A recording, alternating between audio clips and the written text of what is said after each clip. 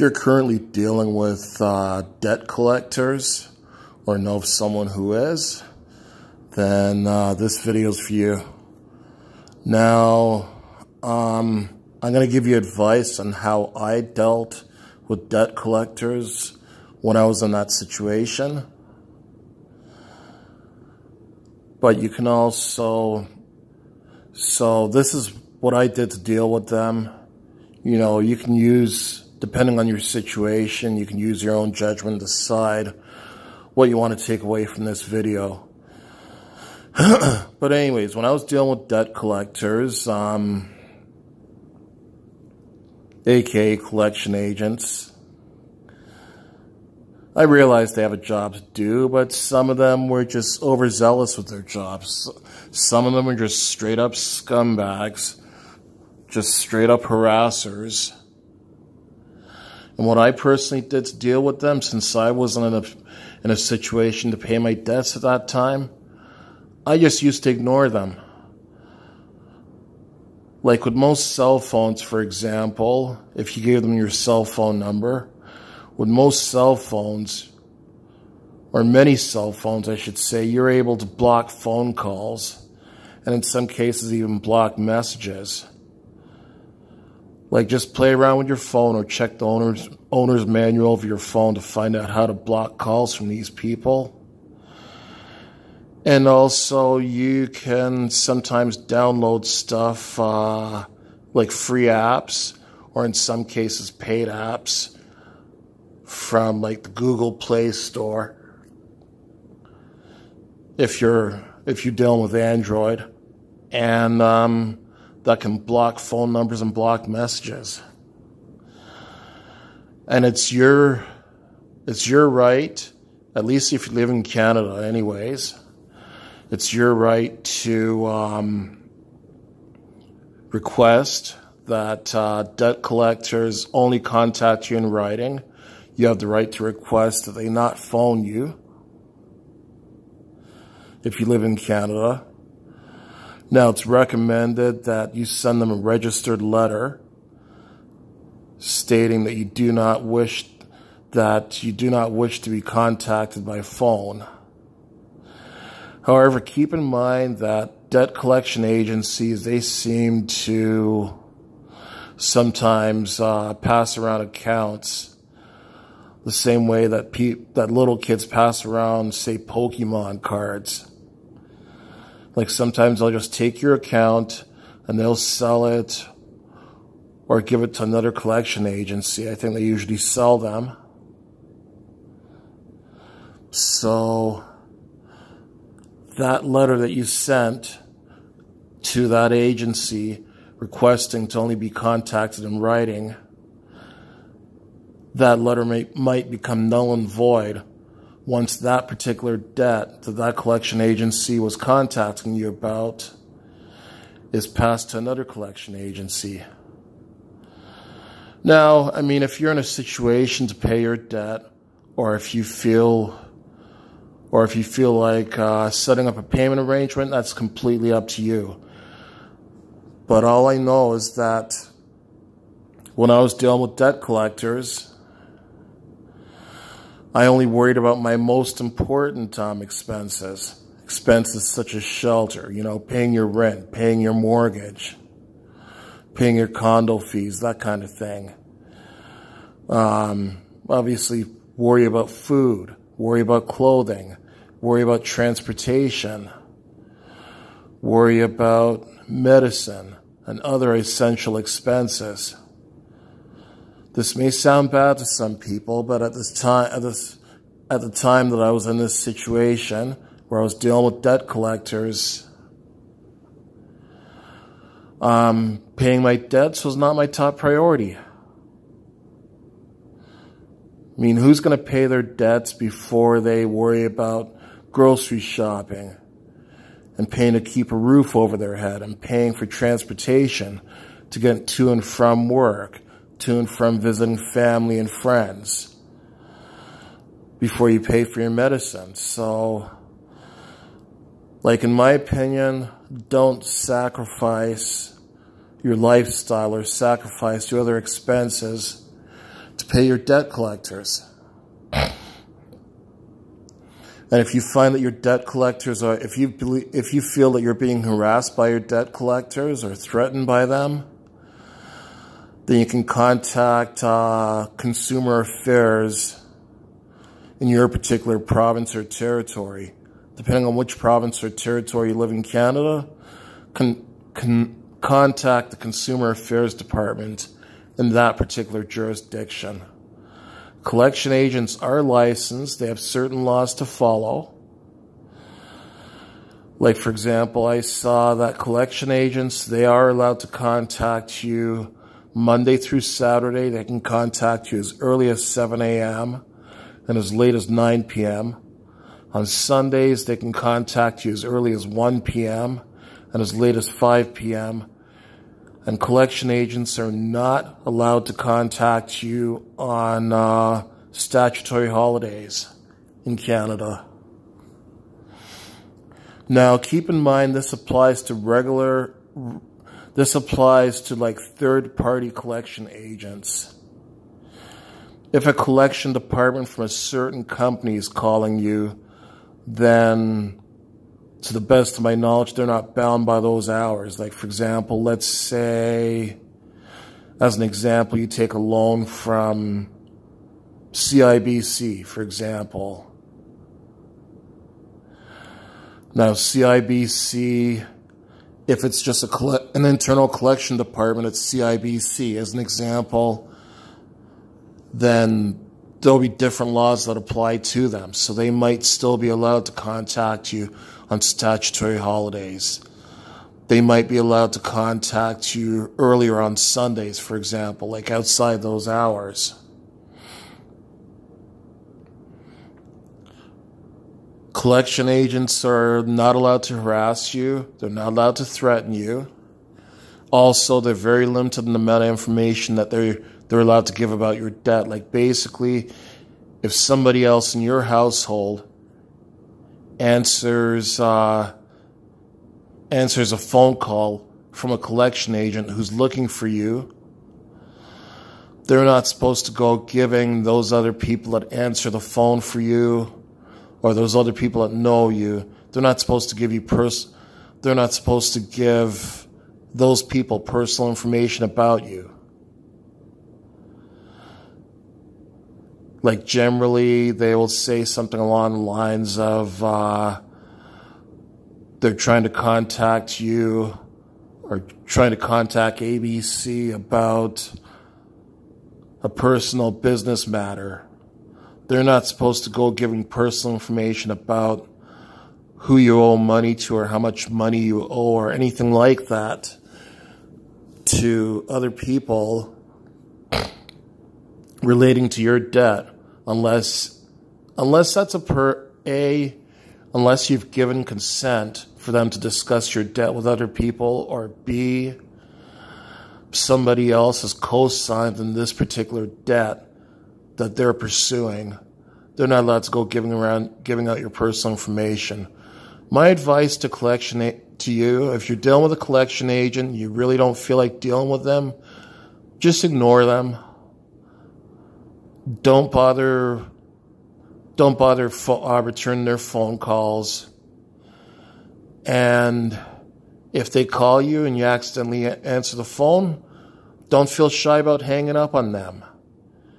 I mean, yes, this is going to irritate them, and yes, they might call you, contact you as frequently as they legally can. I don't know the exact frequency of how often they can contact you. You can check that with your local Consumer Affairs Department. But there are laws restricting how frequently they can contact you. And in terms of debts staying on your credit file, like in Canada, debts can only stay, there's only two credit reporting agencies in Canada. There's Equifax and there's TransUnion. So negative information such as unpaid debt in arrears, that kind of thing, if you have bad debt, that information can stay on your Equifax credit file for a maximum of 6 years. And with TransUnion, I believe TransUnion usually keeps it for negative information about your debt and that kind of thing. I believe they'll keep it for a maximum of 6 years.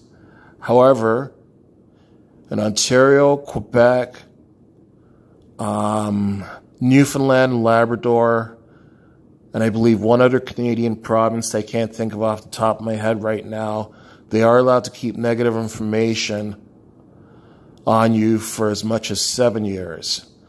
So things like, for example, judgments.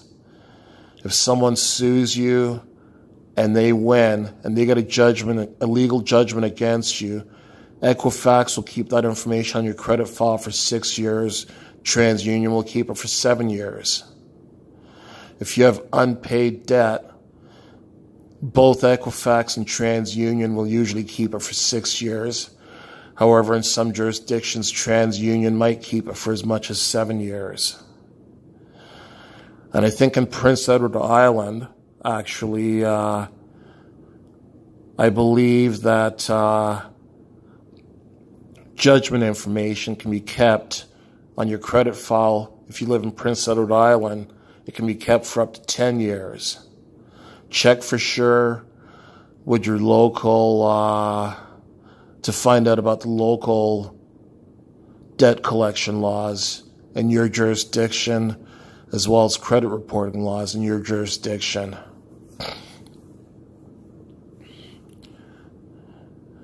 But my message is basically, don't go sacrificing your lifestyle and going hungry or doing without just to please your debt collectors. Your debt collectors do have a job. They're pretty ruthless. I find a lot of them to be jerks. I find a lot of them to be ignorant pricks. That's just my opinion of them.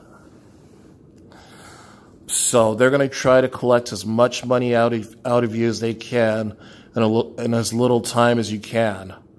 But just keep in mind that no matter how you deal with that debt, it can only stay on your credit file for a maximum period of time. And also, there's also statute of limitations when it comes to taking legal action against you.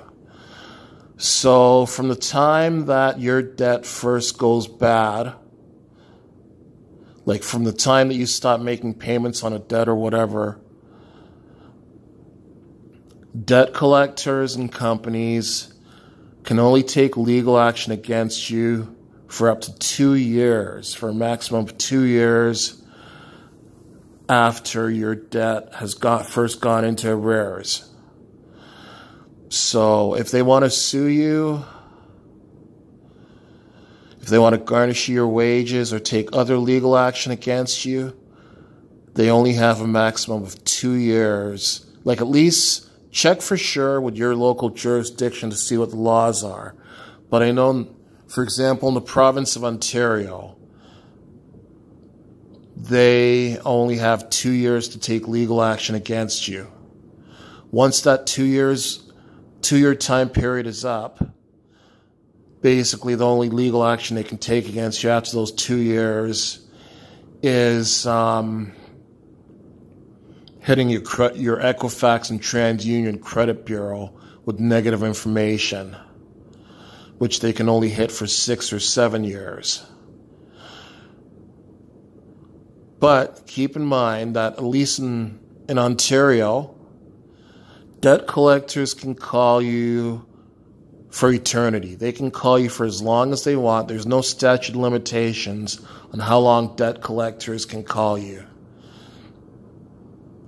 Debt collectors can call you for like 10 or 15 years. They can call you for as long as they want about debts that you have outstanding.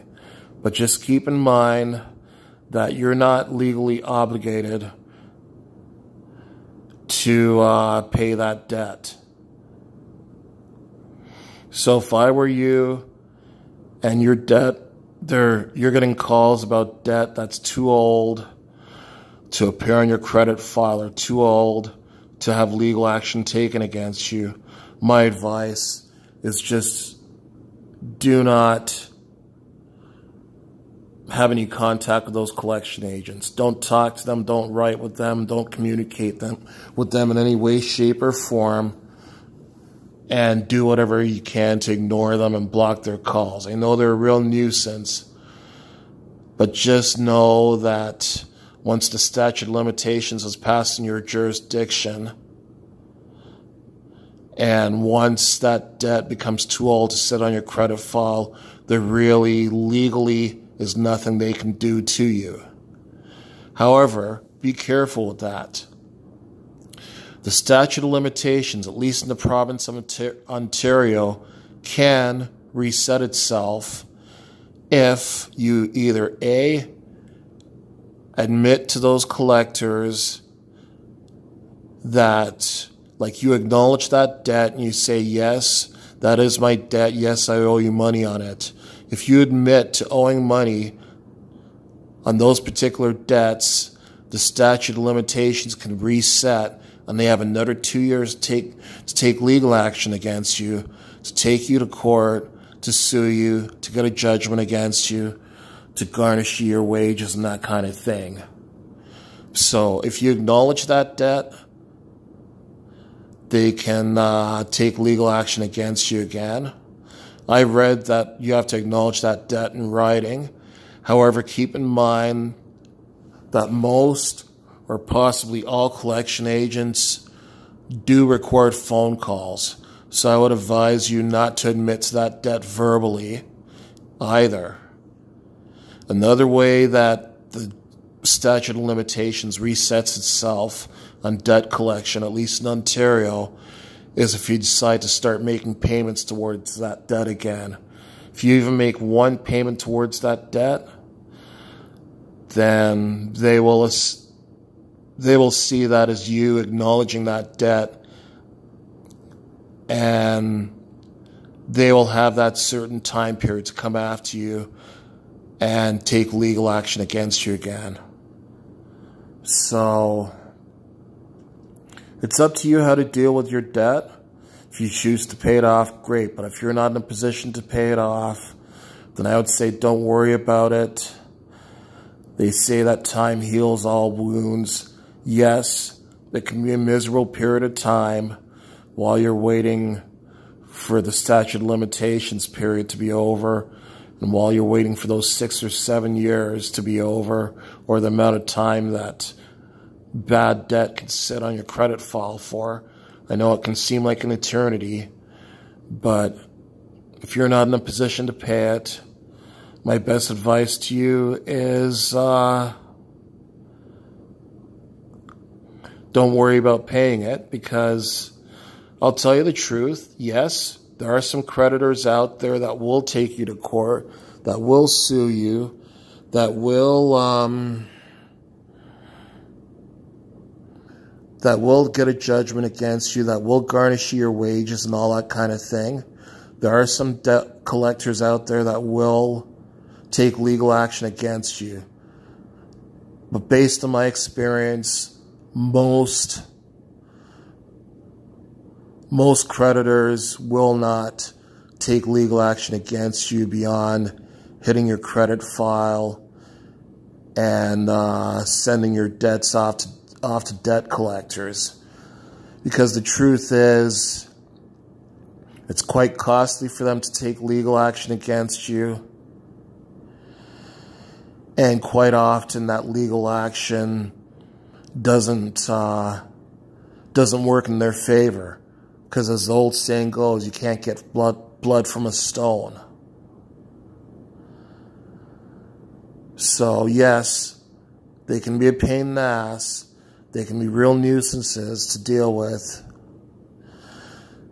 But in most cases, debt collectors are not going to take legal action against you. Just ignore them and try your best to get on with your life if you're not in a position to pay them off. Try not to lose sleep over them. Try not to lose appetite over them. And just worry about the most important debt. Keeping a roof over your head. Keeping food in your stomach. Transportation. Medicine. Clothes. Worry about your family. That kind of thing.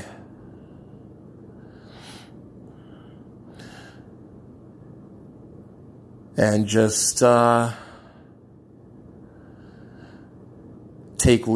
out what legal action you can take if you feel that you're being wronged, or if you feel that you're being treated wrongly by collection agents. And that's my advice on how to deal with debt collectors.